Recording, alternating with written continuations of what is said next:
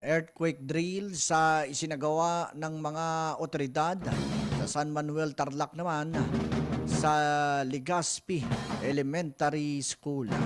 Ang detalye po ng balitang yan, ihatid naman po ng ating kasamang si Jude Briones.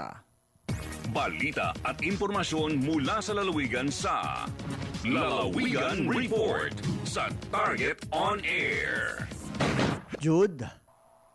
Kasamang Philip, matagumpay na isinagawa ng mga operatiba ng San Manuel Municipal Police Station na pinangunahan ni Police Corporal Niel Arichita, ilalim ng pamumuno ni Police Major Zosimo Igzala Jr. ang isang earthquake drill kasama mga tauhan ng Municipal Disaster Risk Reduction and Management Office na pinamumunuan ni Ginoong Alfie Tangka, Rural Health Unit, mga tauhan ng Bureau of Fire Protection at mga barangay officials sa Legazpi Elementary School, Barangay Legazpi, San Manuel, Tarlac.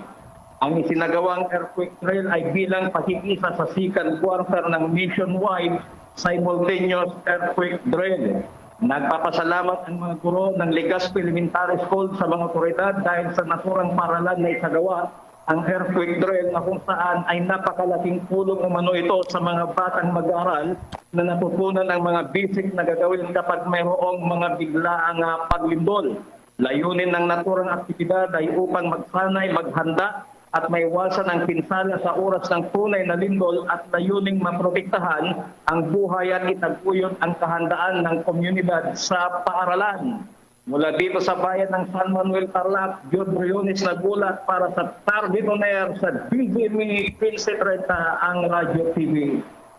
Balita at impormasyon mula sa lalawigan sa Lalawigan Report sa Target On Air.